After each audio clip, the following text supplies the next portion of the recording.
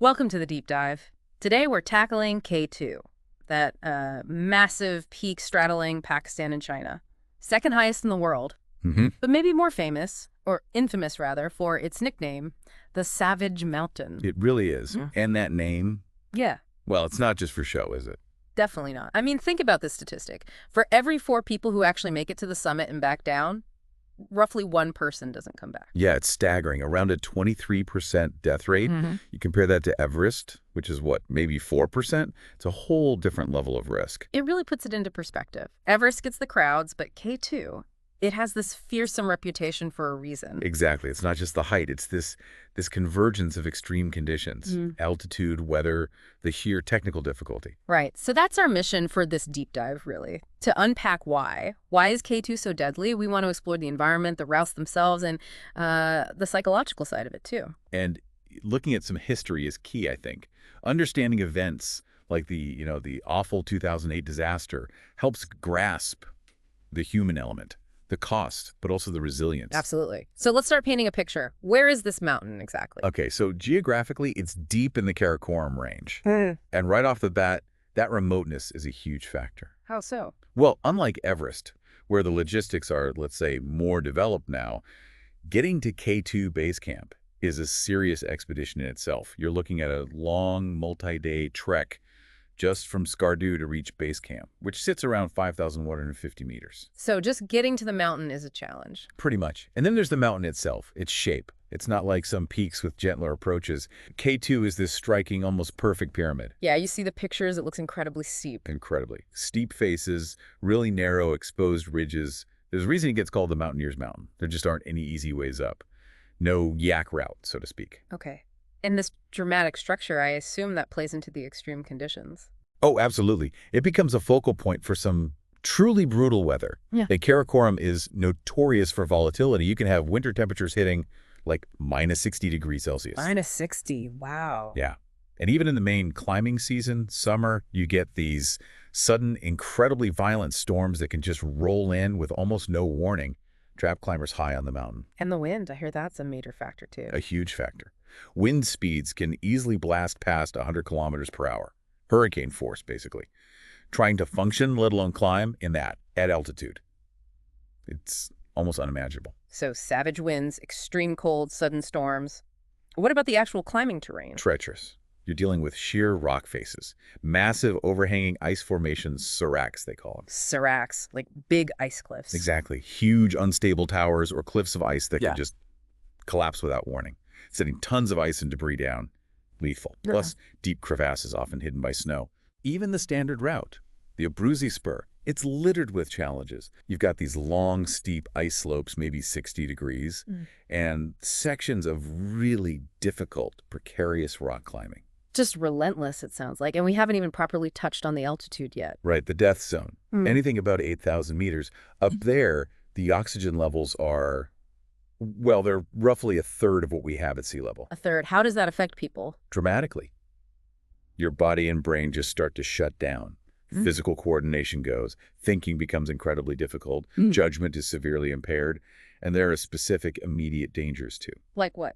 Things like HAPE, high-altitude pulmonary edema, where fluid builds up in your lungs, and HK, high-altitude cerebral edema, swelling of the brain. Both are incredibly dangerous, often fatal if you can't descend very, very quickly. So you're isolated, the mountain itself is like a trap, the weather's trying to kill you, and the air itself is suffocating you. That's a pretty accurate summary, yeah.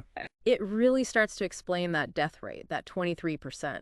It feels less like a statistic and more like an inevitable consequence of the place. It does. And studies, like that one from 2020, show a lot of the fatalities happen on the descent, which makes sense, right? Why is that? Climbers are utterly exhausted, physically and mentally depleted. They've pushed to their absolute limit, and then they have to navigate back down through all that treacherous terrain with their judgment clouded by lack of oxygen. Mistakes happen. And K2 doesn't forgive mistakes. And history bears that out. You mentioned 1986, 13 deaths. In 2008, 11 deaths. These aren't isolated incidents. Not at all. They underscore the mountain's brutal unpredictability. Ed Viesturs, the famous mountaineer, said it perfectly. K2 is a beast. It doesn't care who you are or how good you are. It will eat you alive if you make a mistake. That quote really sticks with you. Okay, let's dive a bit deeper into some of these challenges. The weather, you said it's more than just cold and wind. Oh yeah, you've got the Karakoram jet stream basically fueling these monster storms. And the wind chill, people talk about it reaching minus 80 Celsius. Minus 80. Unimaginable cold. And that study you mentioned, the Weather and Climate Extremes one, it found gale force winds something like 70% of the time during the main climbing season. So finding a clear window to summit must be incredibly difficult. Exactly. Those windows are rare and they're often dangerously short. Conditions can change on a dime. Alison Hargreaves' death in 1995 is a tragic example, caught in a sudden, ferocious storm high up. And the impact on climbers caught out? Devastating. Tents get shredded, even heavy-duty ones. Exposure is immediate. Frostbite is almost a given in those situations. Fingers, toes, noses. That outside report about climbers pinned down for 48 hours by 120-kilometer-8 winds, just brutal. Couldn't move, couldn't melt snow, just survival mode. Surviving sounds like a victory in itself up there. Let's talk routes. The Abruzzi Spur is the standard, but sounds anything but easy. What are the specific hurdles? It's just one technical section after another. You hit House's chimney around 6,700 meters. It's this near-vertical rock gully. Needs really precise climbing. One slip there. High consequences. Extremely. Then you get to the Black Pyramid. It's this huge 400-meter rock face.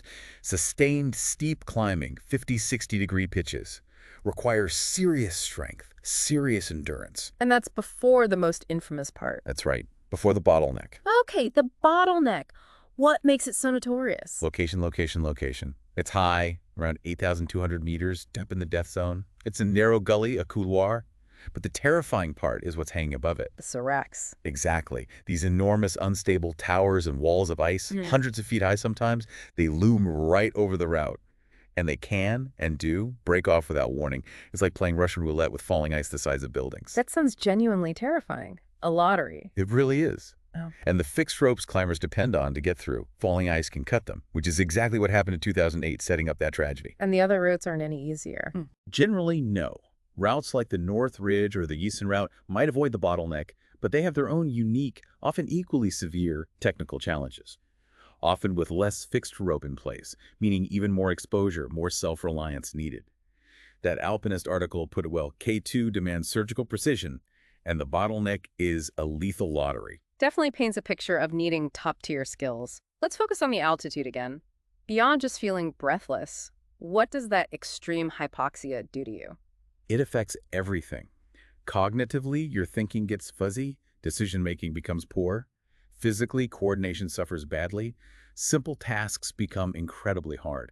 That physiology study mentioned climbers losing significant body mass daily up high muscle, just wasting away.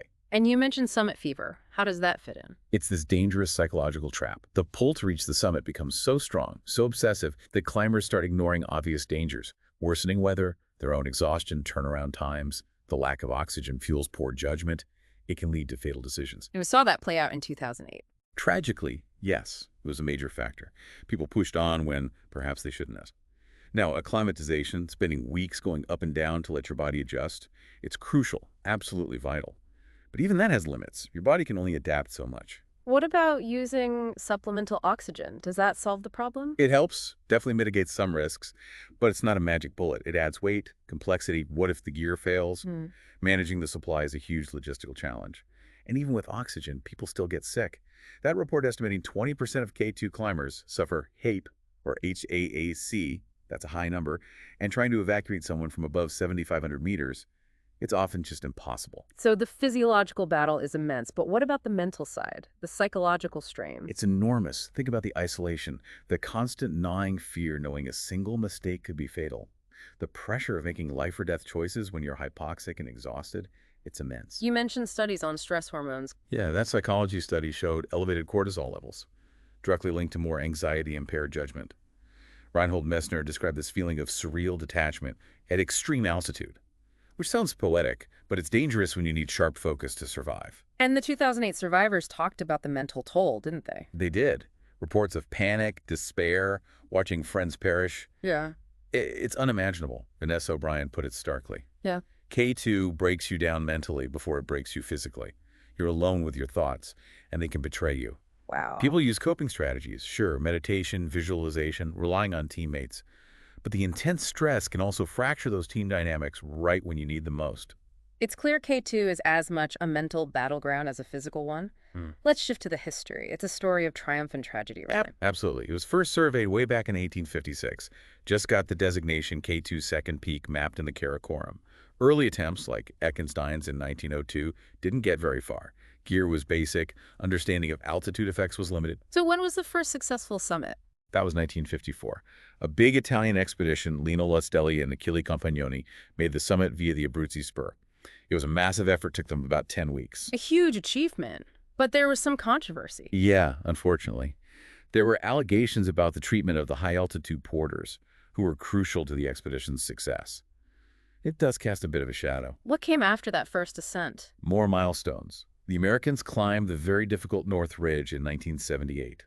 Messner did his incredible solo ascent without oxygen in 86, legendary stuff.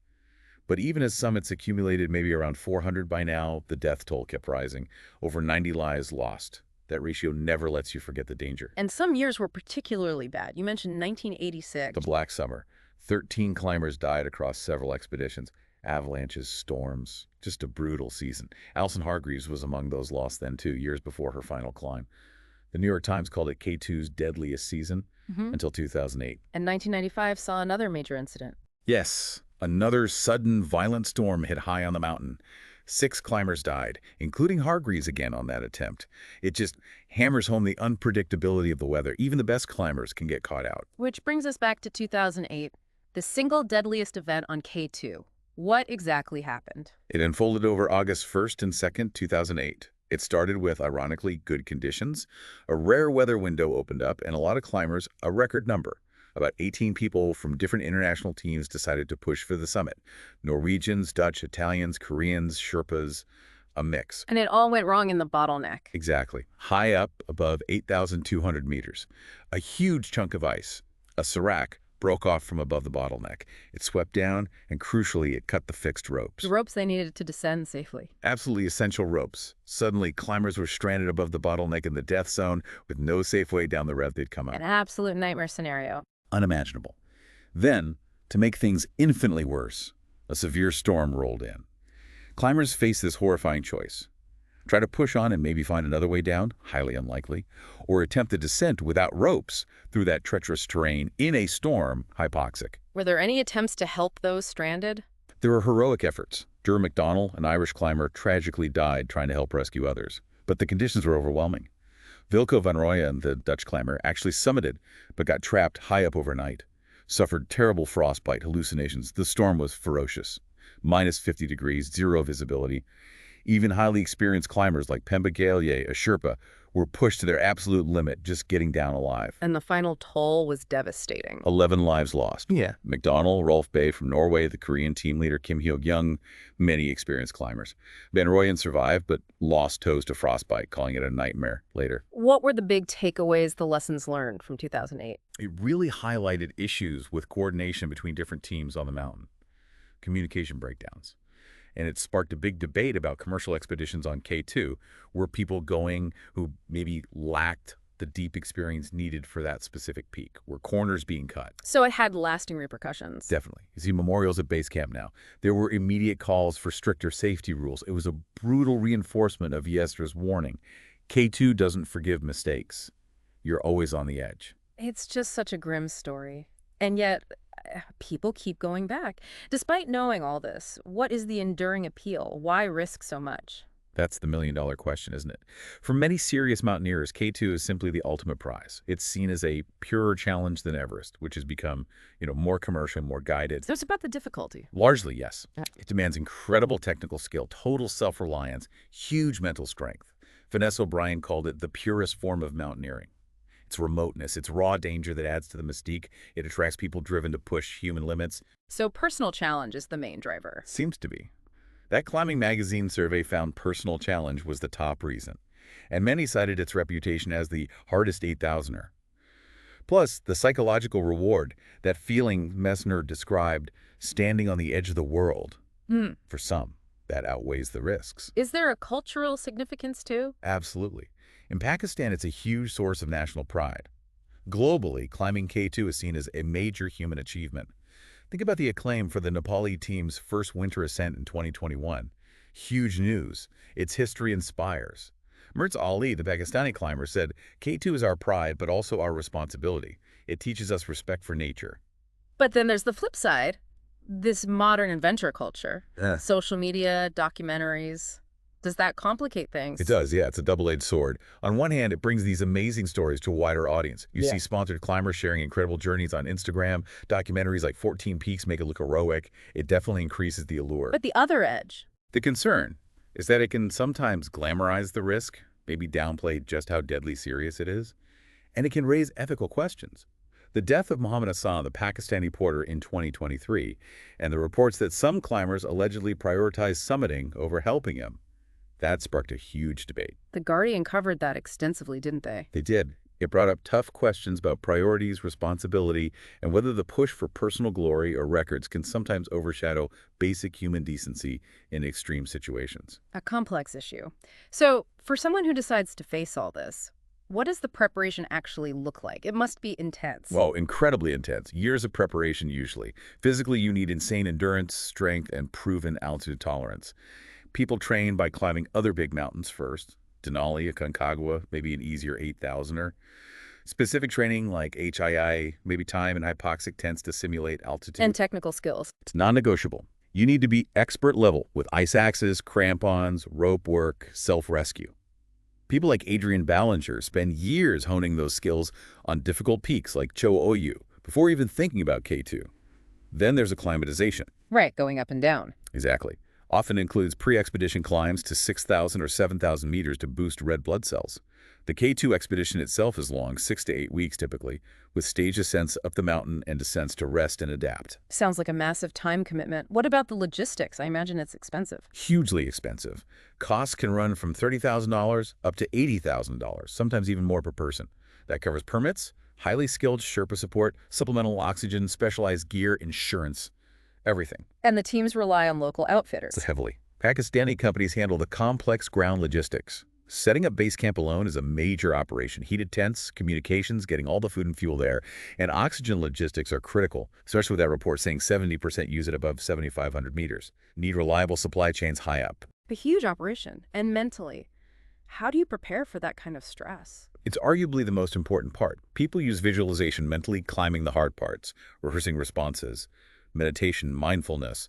That study found about 65% practice it. Building strong team dynamics is crucial for support.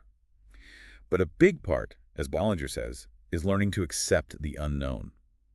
Knowing things will go wrong and being mentally ready to adapt and stay focused under extreme pressure. It really is a multifaceted challenge. Looking ahead then, what's the future look like for K2 climbing? Several things are evolving. Safety is a big one. After 2008, there were calls for tighter rules. Pakistan brought in those reforms in 2022, requiring prior 8,000-meter experience. There may be some improvements in fixed ropes, better weather forecasts, but challenges remain. Like overcrowding. Yeah, that's becoming a concern. 150 climbers in a season. That puts pressure on routes, increases risk, and the ethical questions raised by the Hassan tragedy haven't gone away.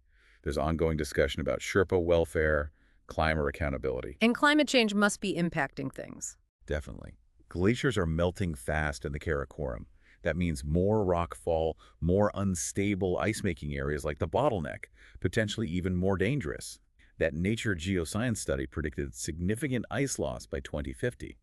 Routes could become unstable. Could it affect the climbing season too? Possibly. Warmer temperatures might mean shorter, more volatile weather windows, maybe more intense storms. It's adding another layer of unpredictability to an already unpredictable mountain. So potentially getting even harder in some ways. Yeah. What about the climbers themselves? Are we seeing changes there? We are. There's a new generation coming through. Young climbers like Sheroz Kashif summiting K2 at 19, incredible. And significantly more women are climbing it now too, numbers up maybe 30% since 2010. People like Vanessa O'Brien, Yuka Komatsu, really strong climbers. Is technology playing a bigger role? It is. Better GPS trackers for safety, lighter gear, it helps.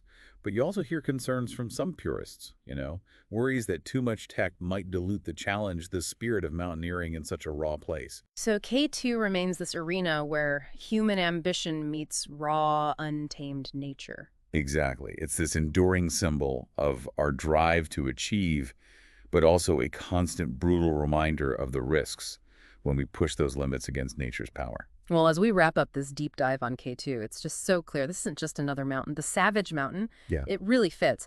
We've talked about the sheer extremity of the conditions, the technical nightmares on the routes, the unbelievable psychological pressure, and the history, both triumphant and deeply tragic. Hmm. That 2008 disaster especially just underscores that razor-thin line between success and catastrophe up there. It really does. It's etched into the mountain story. And yet, despite everything, the danger, the losses that pull, that allure, it just doesn't seem to fade. That human drive to face the seemingly insurmountable, to push our own boundaries, it keeps Yeah. drawing people back. It's a powerful paradox, isn't it? That blend of immense risk and the deep desire for achievement. It says something fundamental about, well, about us, about human nature, maybe. It really does. And that leads us to a final thought for you, our listener. Considering everything we've explored about K2, the extreme dangers, the heart-wrenching tragedies, and that undeniable, powerful drive pulling climbers towards it, what do you think ultimately defines humanity's relationship with forces like this? Is it a story about our courage, our resilience, or maybe our hubris? Or is it just a complicated, shifting mix of all those things? Something you have to think about. Thanks for joining us on the deep dive.